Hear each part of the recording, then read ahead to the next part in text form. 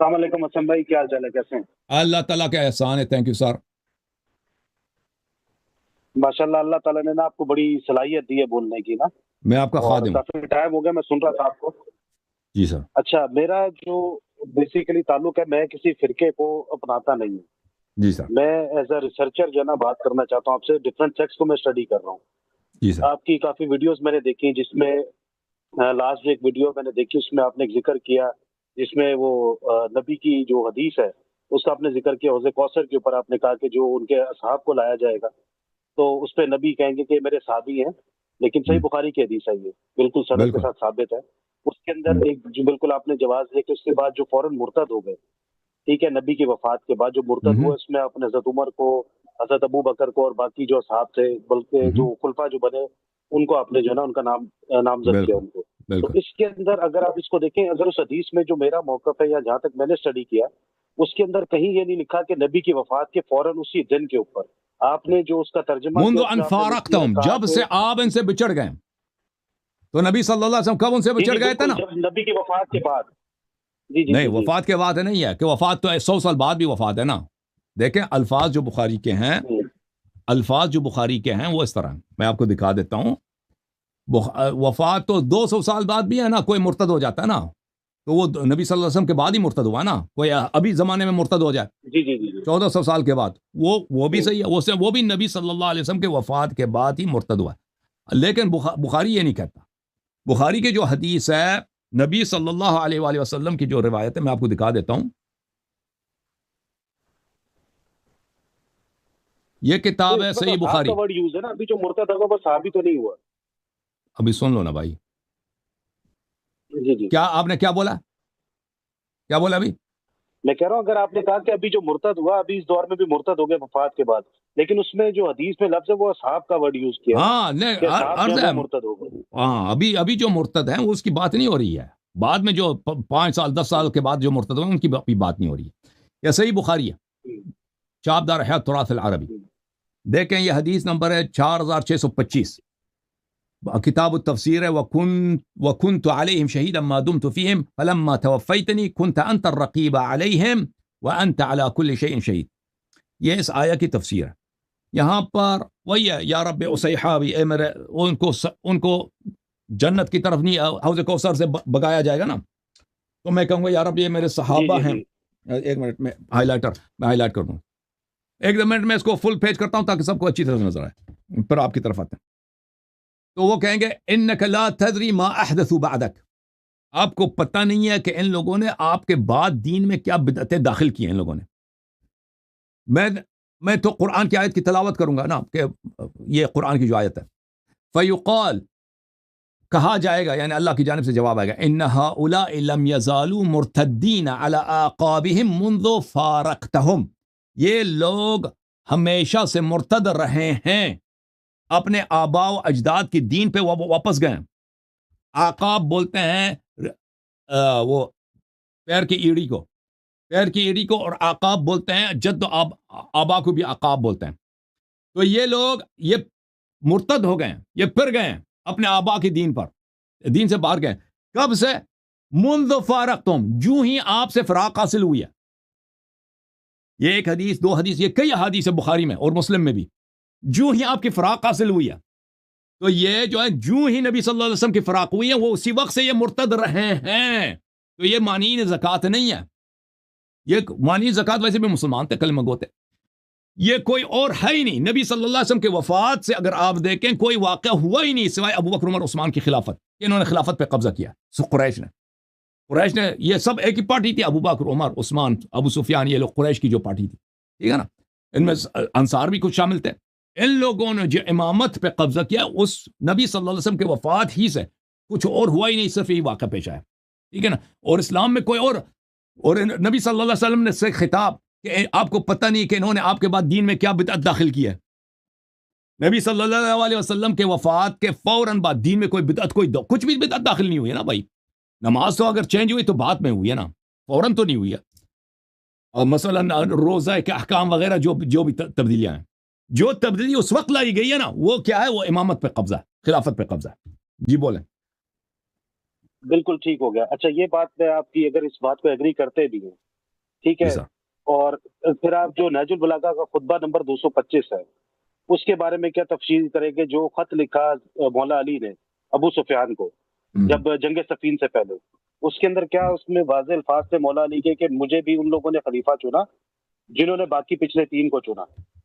ٹھیک ہے، تو میں اسی، اگر پھر آپ اس کو کس طرح ایکسپلین کرتے؟ دیکھیں میری تھنکنگ آپ سن لو یہ دیکھو، یہ جو نہج البلاغہ کی جو روایت ہے، پہلی بات ہے آپ میرے اسی یوٹیوب چینل جو پرانا چینل ہے جس میں 3 لاکھ سبسکرائبر ہیں، اس میں اگر آپ چلے جائیں وہاں پہ سرچ کریں کیا نہج البلاغہ کے سب روایات صحیح ہیں، شیعہ حدیث ہیں، اس میں آپ دیکھ لیں تو اس میں بہت میں نے وضاحت کیا کہ نہج البلاغہ میں سب حدیث شیعہ کی نہیں ہے. نہج البلاغہ کے احادیث کا سند نہیں ہے بھائی، اس کا جو مصنف ہے اس نے سند اپنا ذکر نہیں کیا، اور وہ متاخر بھی ہے. وہ کس سنے کے، وہ 14ویں جو 5ویں صدی کے ابتدا کے عالم ہے، 5ویں صدی یعنی 400 پلس، 5ویں صدی، ہاں 400 پلس اس کی وفات ہے، 400 کے بعد، ٹھیک ہے نا، 300 کے اواخر میں رضی شریف اس کے اواخر میں وہ رہتا. اب مجھے اس کا سند وفات صحیح طرح سے یاد نہیں، اسی طرح لگ بھگ ہے، ٹھیک ہے نا، 5ویں صدی کے آخر میں. سند وہ کوئی ذکر نہیں کرتا، اور اس نے مقدمے میں یہ نہیں کہا کہ میں یہاں پہ صرف احادیث لاؤں گا اور یا صحیح احادیث لاؤں گا. اس نے صرف یہ کہا کہ جو احادیث خطبے ہیں مولا امیر المومنین علیہ السلام کے زیادہ فصیح بلیغ ہیں، میں ان کو جمع کرتا ہوں، کیونکہ وہ ایک شاعر آدمی تھا، وہ خود ادب سے کام تھا ان کو، اور وہ کوئی محدث نہیں تھا. تو اس کو جہاں سے جو بھی ملا اس کو پسند آیا، اس کے ذوق کے مطابق تھا، شاعری کے ذوق، اس نے وہاں پہ لکھ دیا، ٹھیک ہے نا. تو اس میں سب شیعہ حدیث نہیں ہے. یہی جو یہ اس نے روایت کی ہے شریف رضی نے، اس سے بہت پہلے، اس سے تقریباً 200 سال پہلے ابن قتیبہ دینوری نے، جو متوفا سن نمبر 276 ہے، اس نے اپنے کتاب الامامہ والسیاسہ میں سے اسی خطبے کو نقل کیا، اسی لیٹر کو، کہ علی علیہ السلام نے کہ معاویہ کو خط لکھا ہے، وہی جو آپ جس کی آپ بات کر رہے ہیں نا، یہ صفحہ نمبر 113 کتاب علی علی معاویہ مرتن ثانیہ. اچھا، اس کے علاوہ اسی روایت کو ناصر بن مزاحم من قری جو متوفا سال نمبر 312 ہے یا 212 یہ مصر کی چھپی ہوئی ہے. کہاں کی ہے نجی، کہاں مطبعہ المؤسسہ العربیہ الحدیثہ، وہاں کی چھپی ہوئی ہے. اچھا، یہاں پہ صفحہ نمبر 27 میں یہاں پہ اسی حدیث کو سند کے ساتھ روایت کرتا ہے عامر شعبی سے، عمر ابن سعد سے، نمیر ابن وائلہ ان عامر الشعبی. عامر ابن شراحیل الشعبی جو ہے نا، وہ بخاری، مسلم، ترمذی ان کے روات میں سے، ٹھیک ہے نا. سند اس کی کس کی ہے؟ اس کی ہے، وہی روایت جو آپ کہہ رہے ہیں نا، وہ لیٹر، پھر وہ بہت لمبی حدیث ہے کہ امام علیہ الصلوۃ والسلام کی جو خط ہے معاویہ کی طرف، ٹھیک ہے نا. تو یہ کوئی شیعہ حدیث نہیں ہے، پہلی بات ہے. جو شیعہ حدیث ہے وہ کتاب سلیم میں ہے کہ مولا امام علی علیہ السلام نے ابو ہریرہ کو اور ابو الدرداء کو، ان کو ایلچی بنا کے بھیجا ہے، کیونکہ یہ ابو الدرداء اور ابو ہریرہ یہ دونوں معاویہ کی جانب سے پیغام لے کے آئے تھے صفین میں. تو مولا امام علی علیہ السلام نے معاویہ کو ایلچی بنا، معاویہ کو خط پیغام بھیجا تھا. ابو الدرداء وہ صحابی ہے اور ابو ہریرہ یہ بھی صحابی ہے. ہاں، ان دونوں کو کہ کیونکہ معاویہ کہہ رہا تھا کہ عثمان کے خون کا بدلہ لینا ہم نے، وہ یہ کہہ رہا تھا نا کہ پہلے آپ عثمان کے قاتلین کو، میں بتاتا ہوں نا، عثمان کے قاتلین کو آپ سزا دے دیں، پھر آپ سے بیعت پہ بات ہوگی. وہ تو ایک بہانہ تھا نا، اس نے بیعت نہیں کرنی تھی. تو مولا امام علی علیہ السلام نے کہا کہ دیکھو، جب بھی کوئی خلیفہ قتل ہوتا ہے، یا تو جو بھی خلیفہ قتل ہوتا ہے، یا تو وہ اس کی قتل صحیح ہوتی ہے یا قتل اس کی غلط ہوتی ہے. اگر وہ خلیفہ فاجر تھا، قتل ہو جاتا ہے تو ٹھیک ہے، یا اگر وہ خلیفہ مثلا صالح بھی تھا، جو بھی خلیفہ قتل ہوتا ہے. تو مسلمانوں کے پاس 2 طریقے ہیں. ایک طریق یہ ہے کہ مسلمان خود اپنا خلیفہ چنتے ہیں، مسلمان خود اپنا خلیفہ کسی سے بیعت کرتے ہیں، وہ خلیفہ شرعی بنتا ہے، ٹھیک ہے نا. اگر یہ طریق دیکھا جائے تو اس لحاظ سے میں خلیفہ ہوں، کیونکہ وہی جو جن لوگوں نے ابو بکر عمر کے ساتھ بیعت کیا، عثمان کے ساتھ انہی لوگوں نے میرے ساتھ بیعت کی، مہاجرین انصار تھے، ٹھیک ہے نا. تو میرے ساتھ جو مدینے میں بیعت ہوئی ہے، وہ تجھ پہ لازم ہے کہ میری بات کو مان، میری طاعت تجھ پہ واجب ہے، تم میرے خلاف خروج نہیں کر سکتے. اب جب میں خلیفہ بناؤں تو جو عثمان کے خون کے جو ولی ہیں، ولی دم ہے، آپ تو عثمان کے بیٹے نہیں نا، عثمان کا بیٹا تو موجود ہے، وہ آ کے مجھ سے مراجعہ کرے کہ فلان شخص میرے والد صاحب کے قاتل ہیں، تو وہ تو پھر میری ذمہ داری ہے کہ میں ان کو جمع کرتا ہوں، عدالت میں تحقیقات ہوتی ہے کہ بھئی آپ نے عثمان کو کس لیے قتل کیا. آپ نے قتل کی بھی یا نہیں کیا؟ اگر قتل کی تو کس لیے قتل کیا نا؟ پھر اس کے بعد فیصلہ ہوگا نا کہ عثمان صحیح قتل ہوا ہے، عثمان ظالم تھا، بے گناہ بے قصور قتل ہوا ہے، تو پھر اس کے قاتلوں کو سزا دی جائے گی۔ یہ ایک طریقہ ہے۔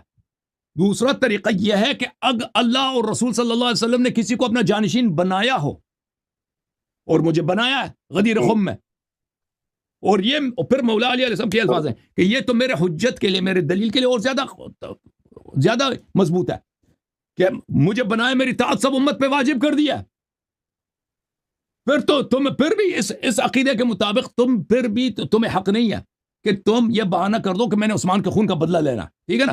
تو پھر بھی تمہیں عثمان کے خون کی امام جس طریق سے بھی بنتا ہو نا، یا تو بیعت سے بنتا ہو یا کہ رسول صلی اللہ علیہ وسلم کی نسب سے بنتا ہو، اور امام علیہ السلام فرماتے ہیں کہ رسول صلی اللہ علیہ وسلم کے مجھے نسب کیا ہے اور یہ میرے لیے زیادہ مفید ہے، لیکن اگر یہ کہہ دیں کہ مشورے سے بنتا ہے، بیعت سے بنتا ہے، تو پھر بھی وہی، اگر ابو بکر کی خلافت صحیح ہے، عمر کی خلافت صحیح ہے، تو انہی لوگوں نے جو ابو بکر عمر کے ساتھ بیعت کی مجھ سے بیعت کیا، مہاجرین انصار سب نے مجھ سے بیعت کیا، تو کسی کا حق نہیں ہے کہ کسی کے قتل کی وجہ سے اس امام کے خلاف خروج کرے، ٹھیک ہے نا؟ جو اولیاء دم ہیں، جو عثمان کے وارثین ہیں، وہ آ کے شکایت کریں، بھئی فلان شخص نے قتل کیا نا، 5 آدمی 10 آدمی جتنے بنتے ہیں نا قاتل، ان کا نام لے لیں، پھر ہم ان کو جمع کریں گے، بھئی دربار میں، محفل میں جمع کریں گے، عدالت کے کٹہرے میں کھڑا کر دیں گے کہ بھئی عثمان کا قتل کیوں ہوا۔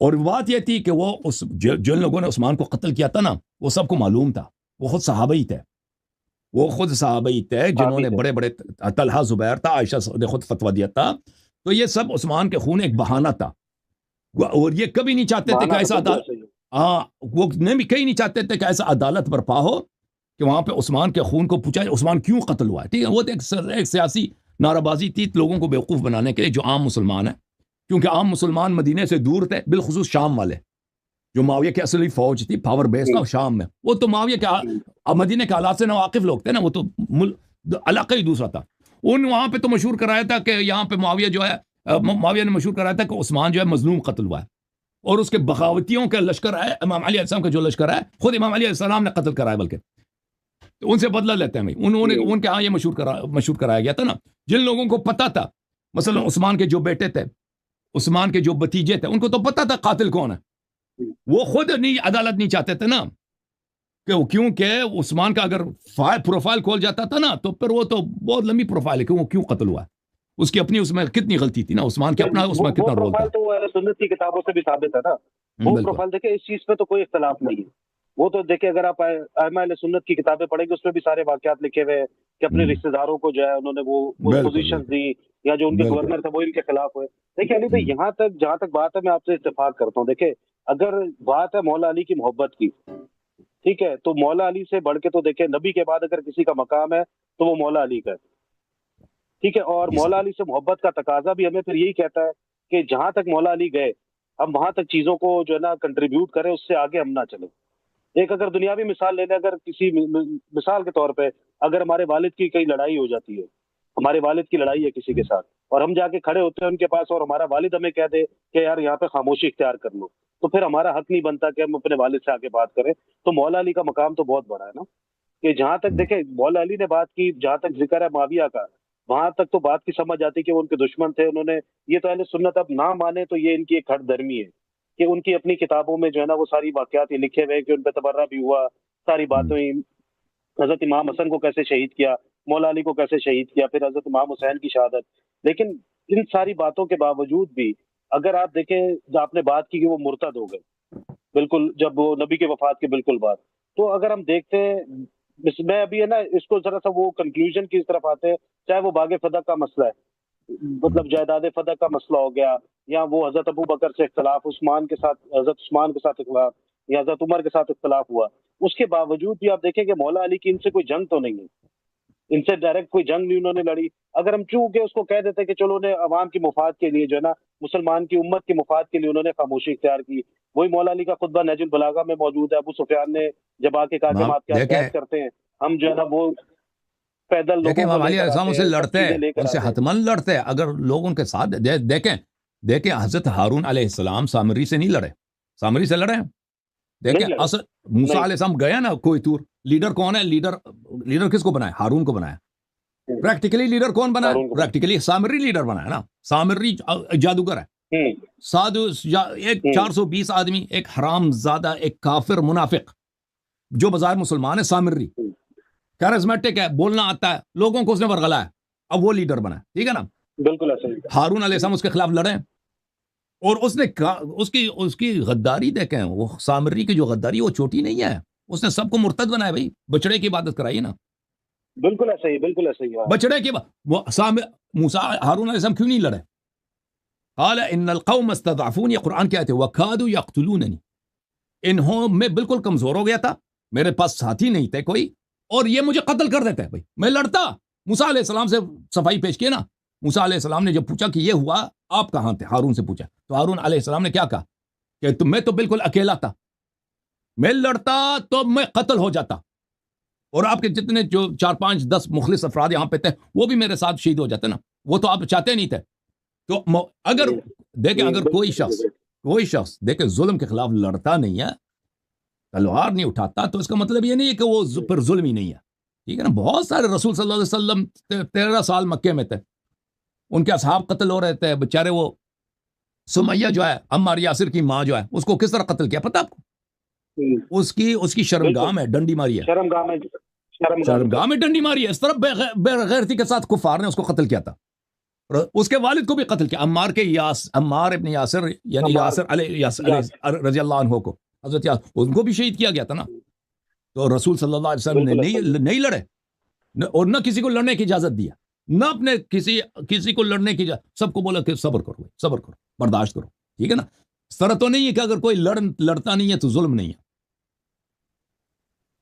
دیکھیں بالکل، دیکھیں یہ بات بھی اگر ہم کرتے ہیں، کیونکہ دیکھیں میں چاہتا ہوں کہ آپ کی جو آپ کی ڈیبیٹس یا مناظرے اہل سنت کے ساتھ، یہ باقیوں کے ساتھ سنیں، آپ کا موقف جو ہے نا وہ کافی حد تک ٹھیک ہے، لیکن اس کے اندر جہاں پہ اختلافی موضوعات ہیں، میں یہ کہتا ہوں کہ جتنے بھی اختلافی موضوعات ہیں، چاہے اگر آپ وہ ایک روایت لے لیں جس میں حضرت عمر نے جا کے وہ گھر کا دروازہ توڑا، بی بی زینب کے اوپر وہ دروازہ گرا، تو اس کی سند آپ کو جا کے ایک وہی کتاب سے ملے گی، سلیم بن وہ جو ہلالی، سلام بن کیس ہلالی کے ساتھ، وہ جتنی جگہ پہ بھی وہ روایت وہی نا، وہ ان کے ساتھ حضرت زہرا سلام اللہ علیہ کی شہادت پہ اب میں نے یہاں پہ تقریریں کی ہیں، میں نے بہت سارے مصادر دکھائے شیعہ کتب سے اور مخالفین کے کتب سے، تو اس طرح نہیں ہے کہ صرف سلیم سے کتاب سے ان کی شہادت، ٹھیک ہے نا؟ اور صرف گھر پہ حملہ نہیں ہے، صرف گھر پہ حملہ نہیں ہے، فدق کا مسئلہ ہے، پھر صرف فدق کا مسئلہ خلافت امامت ہے۔ رسول صلی اللہ علیہ وسلم نے کہا کہ انت منی بمنزلۃ ہارون من موسیٰ علی ولی کل مؤمن من بعدی من کنت مولا فعلی علیہ مولا۔ تو یہ دلائل تو ایک دو تو نہیں ہے، کوئی دو رائے نہیں ہے۔ دیکھیں اس میں تو دیکھیں علی بھائی، حسن بھائی، اس میں تو کوئی دوسری رائے نہیں ہے کہ جو حضرت علی کے فضائل ہے نا، وہاں تک تو ہم بات کو ایگری کر رہا ہوں میں بھی آپ کے ساتھ، فضائل نہیں، صرف فضائل نہیں ہے، صرف تعریف نہیں ہے، امامت ہے، تعریف نہیں ہے، صرف امامت ہے۔ سر امامت ہے، دیکھیں بالکل اس میں دیکھیں کوئی وہ بات نہیں ہے کہ وہ امام نہیں ہے، وہ بالکل امام ہے، لیکن دیکھیں اس کے ساتھ جہاں پہ مولا علی نے خاموشی اختیار کی، ہمیں وہاں پہ خاموشی اختیار نہیں کر لینی چاہیے، نہیں خاموشی اختیار کی ہے نا۔ اب آپ دیکھیں شیعہ کتب میں اگر آپ چلے جائیں، دیکھیں یہ خود مولا علی علیہ الصلوۃ والسلام آئے نا حضرت زہرا سلام اللہ علیہ کے ساتھ فدق کے مطالبے کے لیے، وہ سب کتابوں میں موجود ہے کہ انہوں نے، ابو بکر نے کہا اللہ نورث ما ترکنا صدقہ، تو انہوں نے کہا کہ آپ کی بات قرآن کے خلاف ہے۔ محمد ابن سعد بصری نے طبقات میں صحیح سند کے ساتھ روایت کی ہے کہ آپ کی بات قرآن کے خلاف ہے، یریثنی ویرث من آل یعقوب وورث سلیمان، یہ دونوں آیتیں پڑھ کے سنائی ابو بکر کو، انہوں نے خاموشی اختیار۔ حضرت زہرا سلام اللہ علیہا کا نہ بولنا ابو بکر کے خلاف، یہ خاموشی ہے؟ یہ آپ کا پیش امام ہے، خلیفہ ہے، آپ ان سے ہمیشہ کے لیے آخر تک نہیں بولی، جب تک، اور رات کی تاریکی میں دفن ہوا، کسی کو خبردار ہی نہیں کیا، خود نماز پڑھا۔ پھر امام علی دیکھیں، یہ دیکھیں حضرت عمر بھی شریک نہیں ہوئے، حضرت ابو بکر بھی شریک نہیں ہوئے، ان کے نہیں، کوئی نہیں ہوا، وہ غائب کے ٹائم دفنا ہے، میں اس چیز پہ اگری کر رہا ہوں، لیکن اب خود ایک چیز آپ یہ نہیں دیکھیں جو رسول صلی اللہ علیہ وسلم کی اکلوتی بیٹی دیکھیں ابو بکر سے بات کرنا چھوڑتی ہیں، کس بات پر؟ کہ انہوں نے ناجائز قبضہ کیا میرے باغ پر، میری جائیداد پر، میرے والد صاحب کی میراث پر، میرے والد صاحب کی میراث پر۔ یہ خاموشی نہیں ہے، یہ بہت بڑا پروٹیسٹ ہے بھائی، یہ بہت بڑا ڈکلیریشن ہے، یہ خاموشی نہیں ہے، یعنی لڑ نہیں سکتے اہل بیت۔ دیکھیں اہل بیت علیہ السلام کے پاس اتنی ظاہری طاقت نہیں ہے کہ وہ تلوار لے کے لڑیں، ٹھیک ہے نا، وہ شریعت کے خلاف ہے. اگر تلوار لے کے لڑیں تو وہ شریعت کے خلاف ہے، کیونکہ لا یکلف اللہ نفسا الا وسعها، جہاد کے شرائط ہوتے ہیں. لیکن یہ خاموشی نہیں، یہ بہت بڑا اسٹیٹمنٹ ہے پوری امت کے لیے قیامت تک. بہت بڑا اسٹیٹمنٹ ہے کہ زہرا سلام اللہ علیہ خاموش نہیں رہی. زہرا سلام اللہ علیہ نے اپنے غضب کا اظہار کیا کہ یہ ناجائز لوگ ہیں، یہ ظالم لوگ ہیں. ٹھیک ہے نا. امیر المؤمنین علیہ السلام نے زہرا کا ساتھ دیا. پھر عمر کے خلافت میں جا کر دوبارہ عمر سے فتح کا مطالبہ کیا. اس کا مطلب ہی کیا ہے؟ اس کا مطلب یہ ہے کہ ان معاشر میں لا نورث ما ترکنا صدقہ، جھوٹ ہے اہل بیت علیہ السلام کے نزدیک. اور خود عمر نے کہہ بھی دیا مسلم میں کہ ابو بکر نے حدیث روایت کی اور آپ اس کو جھوٹے سمجھتے ہیں. یہ خاموشی نہیں، یہ اسٹیٹمنٹ ہے. ٹھیک ہے نا بھائی. پھر دیکھیں، اگر آپ شیعہ کتب میں آ جائیں نا، اہل بیت علیہ السلام نے جو روایات ہمیں کی ہیں، مثلا خطبہ طالوتیہ ہے کہ امام علی علیہ الصلوۃ والسلام رسول صلی اللہ علیہ وسلم کے کچھ دنوں کے بعد مسجد نبی صلی اللہ علیہ وسلم نے انہوں نے خطبے دیے. اس میں بہت اپنے فضائل ذکر کیا اور کہا کہ اس میں یہ جملے ہیں کہ ان کی نظر پڑی وہاں پہ بکریوں کا ایک گلا تھا، بکریوں کا ایک گروپ تھا، ایک گلا تھا، ایک ہرڈ تھا. اس میں 30 کے قریب 40 کے قریب اس میں بکریاں تھیں، دمبے تھے. تو انہوں نے کہا کہ اگر میرے پاس سپاہی ہوتے ان بکریوں کے تعداد جیسا تو میں، پھر انہوں نے ابو بکر کے خلاف بہت سخت الفاظ استعمال کیے، اس کی ماں کا نام لیا. بہرحال ابو بکر کی ماں کی جو ایک کہانی ہے، بھائی میں اتنا اشارہ کرتا ہوں، میں اس نے جو مسند خلافت پہ بیٹھا ہے میں اس کو ہٹا دیتا اگر میرے پاس اتنے لوگ سپورٹر ہوتے ہیں میرے پاس. ٹھیک ہے نا. انہوں نے بہت واضح الفاظ میں بار بار، اور کتاب احتجاج تبرسی میں آپ جائیں کہ بہت سارے صحابہ نے تقریر کیا، ابو بکر کو نصیحت کیا. ابو ذر نے، مقداد نے، عمار یاسر نے، تقریباً 10-12 صحابی کھڑے ہو گئے تھے ابو بکر کے خلاف مجلس کیا تھا. وہ بہت سارے ان میں سے وفات نبی صلی اللہ علیہ وسلم کے ساتھ مدینے میں نہیں تھے، وہ باہر گئے تھے. آیا تو دیکھا کہ ابو بکر کے ساتھ بیعت ہوئی ہے. انہوں نے ابو بکر، ہاں اس طرح نہیں ہے بھائی، اس طرح نہیں ہے کہ یہ جو ہے وہ خاموش تھے، لڑے نہیں ہیں. انہوں نے اعتراض کیا ہے، باتیں کی ہیں. وہ دیکھیں سب لوگ سب کچھ نقل نہیں کرتے. آپ کے کتابوں میں اس کے اشارے ملتے ہیں، بعض جگہوں پہ تصریحات ملتی ہیں، تفصیل ہماری کتابوں میں موجود ہے. تو یہ خاموشی کہنا کہ اہل بیت علیہ السلام خاموش ہو گئے، اس طرح کوئی بات نہیں ہے بھائی. خاموشی نہیں اختیار کی انہوں نے، لڑے نہیں ہیں. باقی جہاں تک اگر کوئی سننے کی کان موجود ہو تو انہوں نے بہت باتیں کی ہیں. صحیح ہے نبیل بھائی، اللہ آپ کو جزائے خیر دے. حسن بھائی 2 منٹ چاہیے تھے مجھے ذرا. جی سر بولیں. تاکہ میں جی اچھا دیکھیں، ہم بات کر رہے تھے اسی کے اوپر نا. دیکھیں جو اختلافی موضوعات ہیں، یہ آپ نے کہا خاموشی اختیار نہیں کی، چلے اگر وہ خاموشی نہیں تھی، ان کے پاس پاور آپ کہتے کہ نہیں تھی. اگر ہم دیکھیں خاموشی کہنا دیکھیں نبیل بھائی، اگر وہ خاموشی ان کا فسق ہے. اگر کوئی دیکھیں، اگر ہارون علیہ السلام کو حضرت موسیٰ علیہ السلام اپنا خلیفہ بناتے ہیں اور لوگ سامری کے پیچھے لگ پڑتے ہیں نا، اگر ہارون خاموش رہے، کچھ بھی نہیں بولا، تو اس کا مطلب ہے کہ انہوں نے اپنی ذمہ داری نہیں نبھائی ہے. ان پہ خاموشی کا دبا لگانا ہارون علیہ السلام کی تفسیق ہے. اسی طرح یہ تو واضح دلائل کے ساتھ ثابت ہے کہ رسول صلی اللہ علیہ وسلم نے اہل بیت کو اپنا جانشین بنایا. اہل بیت کا سردار امیر المؤمنین امام علی علیہ السلام ہے. وہ کیسے خاموش رہ سکتے ہیں؟ امام علی علیہ السلام وہ کیسے خاموش رہ سکتے ہیں؟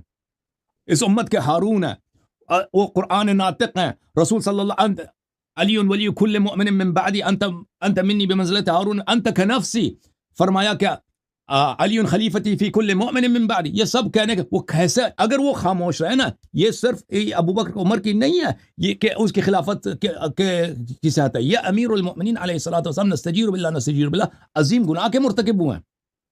دیکھیں ان کا جہاد نہ کرنا یہ ثابت ہے، وہ انہوں نے خود کہا ہے، دونوں فریقین کے کتب سے ثابت ہے. لیکن ان کی خاموشی یہ جھوٹ ہے، بہتان ہے. دونوں فریقین کے کتاب سے ثابت ہے کہ انہوں نے احتجاج کیا، اہل بیت علیہ السلام نے مخالفت کا اظہار کیا، بس لڑے نہیں، کیونکہ وہ شرعاً حرام تھا. رسول صلی اللہ علیہ وسلم نے منع بھی کیا تھا کہ اگر لوگ آپ کی نصرت نہیں کرتے تو اپنی جان بچائیے اور اپنے آپ کو قتل مت کروائیے. جی سر بولیں.